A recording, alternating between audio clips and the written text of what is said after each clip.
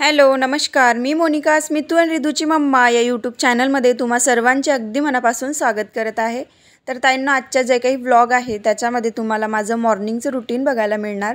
तर ना काल रात्री पाऊस आला असेल, त्याच्यामुळे इथं पाणी थोडंसं जमा झालेलं होतं, ते पहिले काढून घेतलं आणि नंतर जो बाकीचा पालापाचोळा इथं पडलेला दिसत आहे ते झाडून घेते, कारण याच्यासोबत रेतीसुद्धा आहे जे व्हिडिओत कॅप्चर नाही होत, पण झाडताना पूर्ण असा रेतीचा थर जमा होते आणि ते मग पाण्यामध्ये मिक्स झालं की मग पूर्ण तिथं किचडसारखं होते, म्हणून ते पहिले पाणी काढून घ्यावं लागते।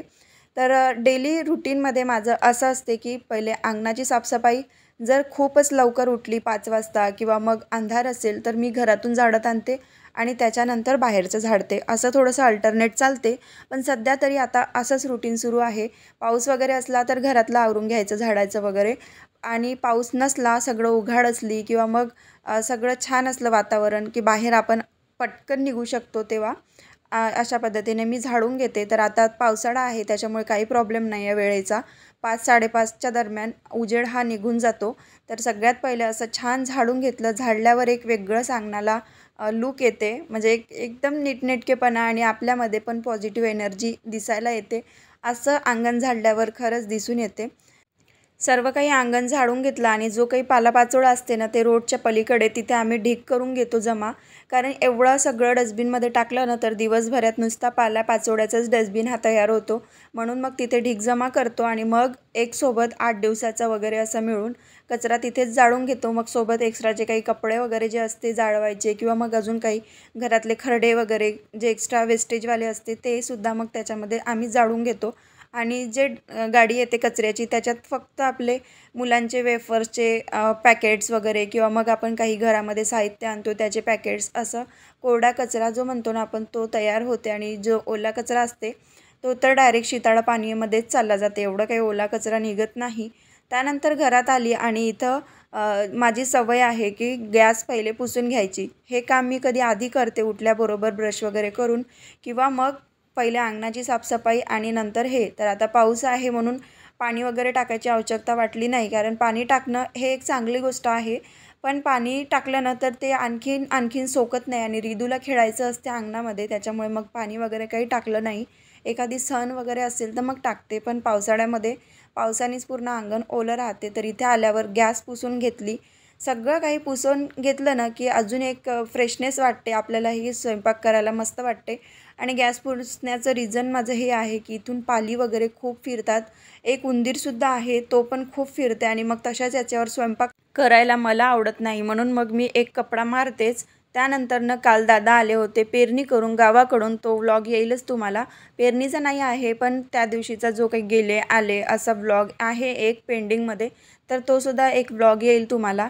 तर आले होते, काल बुधवार होता, आज गुरुवार, आजचा व्हिडिओ तुम्हाला आजच येत आहे। तर इथे ना जे काही कपडे आहे ते मी मशीनला लावून घेत आहे, जास्त क्वांटिटीमध्ये कपडे असले की मशीनला लावते, नाहीतर मग डेली माझ्या हातानेच धुणं असते, कारण ना आपल्याकडे पावसाळा असला, हिवाळा असला किंवा उन्हाळ्यात तर खूपच पंचायत असते, पण सगळ्या ऋतूमध्ये ना जेवढं आपल्या फॅमिलीला पुरल एवढंच नळाला पाणी येते, आणि त्याचं काही चालू आहे आता, तडजोड करणं. पण आता बघू आता कधी होते त्या गोष्टी.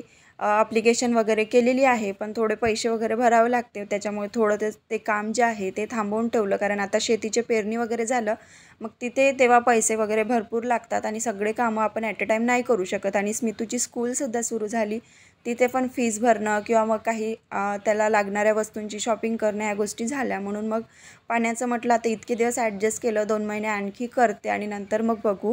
तर कपडेसुद्धा लावून घेतले मशीनला आणि ज्याच्या अंघोळी होईल मग तसे वरून टाकेल. फक्त टाकून ठेवले, मशीन अजूनपर्यंत ऑन केलेली नाही आहे. म्हणजे एक कपड्याचं टेन्शन ते मिटलं.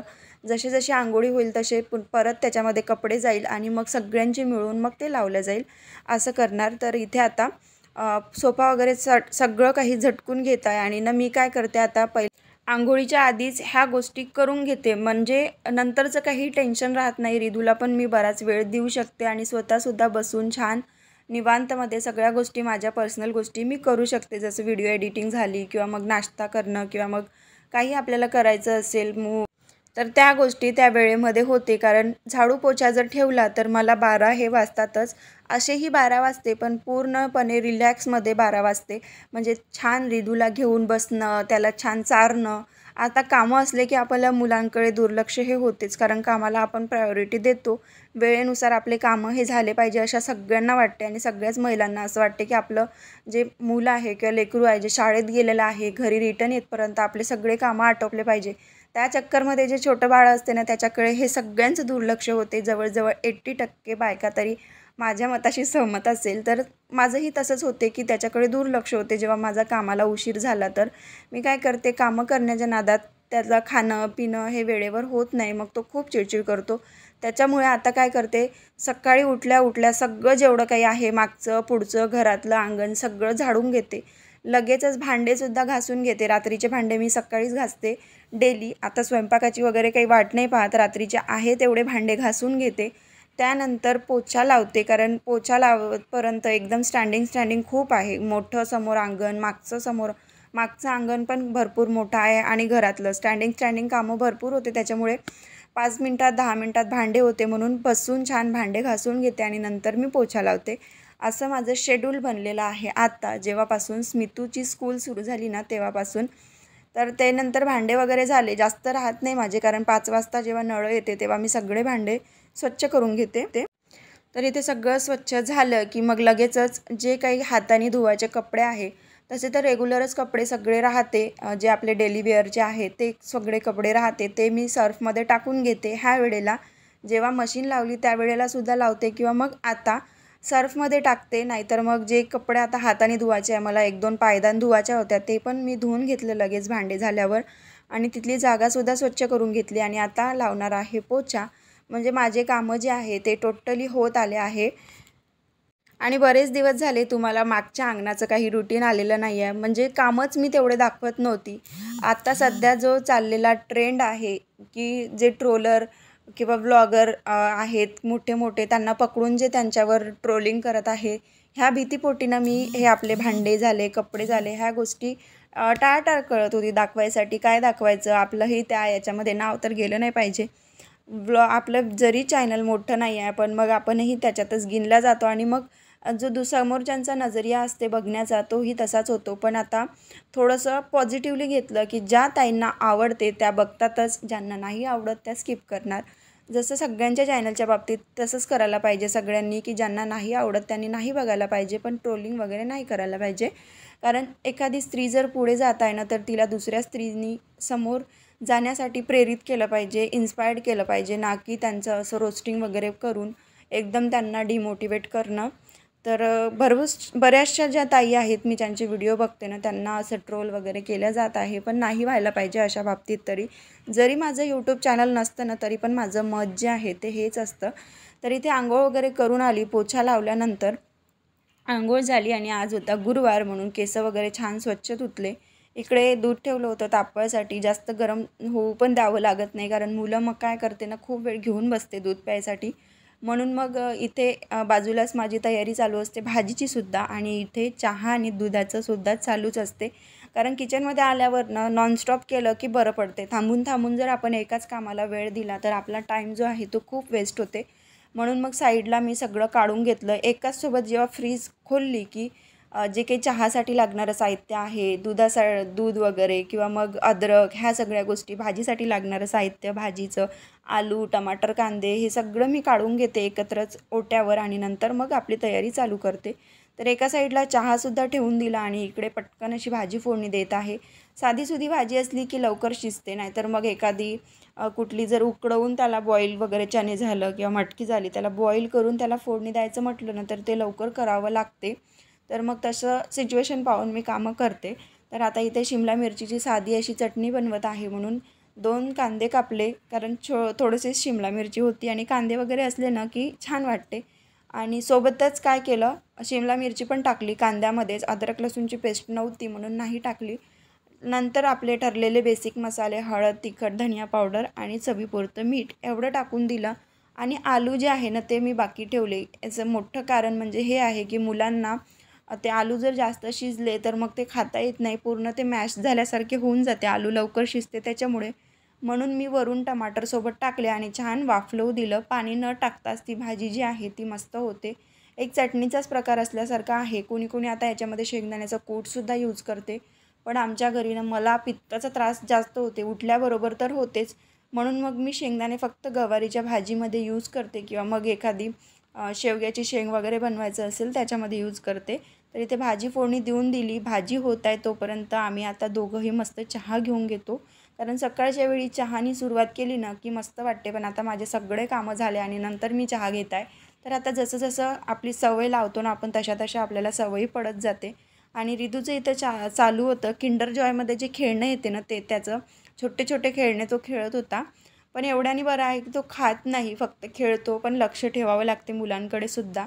तर इथे स्मितूची टिफिनची पण तयारी झाली. पोळी एकीकडे आज बनवली आहे मी त्रिकोणी पोळी. तर याला आमच्या घरी शिंगाडा म्हणते, म्हणजे माझे जे मिस्टर आहे ते याला शिंगाडा म्हणते, पण आम्ही याला त्रिकोणी पोळीच म्हणतो. आणि ना मुलांसाठी कधीही जेव्हा आपण चॉईस करतो तेव्हा स्टीलचाच डब्बा घ्या, शक्यतोवर स्टीलचाच घ्या, नाहीच असेल तर मग काही पर्याय नाही आहे. रिदू, ए रिदू, मितू ए मितू बाय कर ना. कोणाचा आता पावसाचा तुम्ही करून आणला ना, काढून घेऊ दिवाळी नंतर. बापरे, जुने कपडे निघाले वाटते साहेबाचे.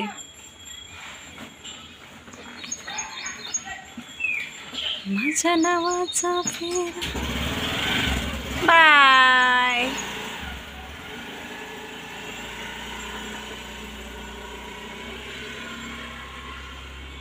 तर ना ताईंना आता स्मितू गेला, बरोबर 8:30 वाजले आणि आत्तापर्यंत सगळं अंगणाची साफसफाई, घरातलं झाडू पोछा भांडी. आणि आज कपडे जे आहे ते मशीनला टाकणार, कारण दादा काल आले, बरेच कपडे होते म्हणून. नाही तर मग आता हाताने धुवावं लागले असते. सर्फमध्ये टाकून ठेवते आणि आता हाताने धुते, असं रुटीन असते माझं डेली. जर डेली वेअरचे असले तर आणि जास्तीचे असले तर मशीनला लावते, असं करते. आता फक्त देवपूजा बाकी आहे, बेडवरचं आवरायचं आहे. तर एका ताईंनी कमेंट केली होती की ते सगळं करायच्या आधी पहिले देवपूजा करून घेत जा, म्हणजे ते चांगलं असते. तर आता मी तेच करते. आता रिधू गेला तर पोळ्या थांबवून ठेवलेल्या आहे फक्त. तर पहिले देवपूजा करते आणि मग सगळे कामं आटोपते. सगळे म्हणजे फक्त आता पोळ्या करायच्या आहे, देवपूजा आहे आणि तेवढं बेडवरचं आटपायचं आहे आणि मग मशीनमधले कपडे वाळू घालायचे. तर 10पर्यंत एवढं सगळं होऊन जाईल. तर हे होतं माझं आजचं रुटीन. तर इथे बघू शकता पसारा किंवा राडा म्हणू शकता तुम्ही. तर हा जो पसारा आहे ना तो होतेच जेव्हा आपण मुलांसाठी धडपड करतो किंवा कुणीही टिफिन घेऊन जाणाऱ्यासाठी धडपड करते ना, तेव्हा हा पसारा सगळ्यांच्या घरी होते. आणि मग सगळ्या लेडीजचं असते की सगळे घरातले गेल्यावर आपल्या मागे ते आवरायचं. तर तसंच माझंही पोळ्या टाकून पहिले पूजा करते. तर पूजा करायसाठी ना मी फुलं तोडत होते आणि शेजारच्या ताई बोलत होत्या. मग त्याही सांगत होत्या की मागची जी क्वार्टरची लाईन आहे ते त्यांची पण साफसफाई चालू होती. इकडून भाऊ गेले आणि त्या तिकडनं गेल्या, तर कुऱ्हाड वगैरे घेऊन गेल्या. म्हणून मग मी त्यांना विचारलं की कुऱ्हाड घेऊन कुठे जात आहे. तर त्या सांगत होत्या. आणि पावसाळा म्हटलं ना की सगळ्यांची तयारी, सगळ्यांची धडपड ही चालू असते. सगळ्यांना भीती असते, काही सरपटणारे प्राणी, विंचू, खेकडे वगैरे आमच्याकडे दिसत आहे. पाऊस पडला की लगेच तयार होते. तर त्याच्यामुळे ना सगळं असं क्लीन करत आहे. तर आता त्या दोघंही वर्किंग असल्यामुळे त्यांना वेळ जो आहे तो आत्ता मिळतो, म्हणजे कधीही जेव्हा त्यांना उशिरा ड्युटीवर वगैरे जायचं असेल तेव्हा. तर इथे बघू शकता फुलं आणि चाफ्याचं फूल आणलं आहे आपल्या स्वामी महाराजांसाठी. तर स्वामींचे जे गुरुवार आहे ते करायची माझी आता खूप इच्छा झाली, कारण रिधूची ना फीडिंग आता टोटली बंद झाली आणि त्याचा त्राससुद्धा कमी झाला. म्हणजे आता तो 2 वर्षाचा झाला. त्याला एखादी कर हे इथे खेळत बस, तिथे बस, हे खात बस असं म्हटलं तरी त्याला आता समजते. त्याच्यामुळे मागे जे मी स्किप केले होते आता ते जे येणारा श्रावण सोमवार आहे त्याच्यापासूनच मग मी सुरू करणार. म्हणजे श्रावणातले गुरुवार जेव्हा चालू होईल ना तेव्हा असं मी आता डिसाईड केलं. आता बघू काय होते काय नाही. तर असं केलं आहे मी. आणि एका ताईने मला कमेंट केली होती की जे देव आहे ना ते छान असे तांब्यात पाणी घ्यायचं आणि नंतर धुवायचे, ना की त्याच्यामध्ये डुबवून धुवायचे. तर मी आता तसेच धुणं चालू केलेले आहे. इथे आपला रिधू बघू शकता पारोसा आहे. मुलांना सगळं माफ, कारण मुलं ही देवाघरची फुलं. तर त्याला अगरबत्ती लावायचं खूप वेळ आहे आणि मग नंतर तो जय जयसुद्धा करतो. तर हे आपले छोटे छोटे संस्कार असते की हे मुलांना देत राहावं लागते, तेव्हा कुठं त्यांना ह्या गोष्टी कळते. छान मस्त अशी देवपूजा झाली. खरंच सकाळी सकाळी सगळं आवरलं ना की देवपूजेला एक वेगळीच प्रसन्नता वाटते, असं माझा आता पर्सनल अनुभव आहे. तर अगरबत्ती तर त्याने घेऊन गेला म्हणून मी त्याच्या मागे लगेच गेली, कारण त्याला डोळ्याला लागली, कुठे लागली म्हणून मग पटकन उठून त्याच्या मागे गेली. आणि माझी जी काही तुळशीची पूजा बाकी होती ती आता मी करून घेत आहे. आणि हा जो व्लॉग आहे तो पण इथेच एंड करते. कसा वाटला तुम्हाला आजचा व्लॉग कमेंट करून नक्की सांगा. व्हिडिओ जर आवडला असेल तर व्हिडिओला लाईक करा, शेअर करा आणि चॅनलवर नवीन असाल तर नक्की सबस्क्राईब करा. Bye bye.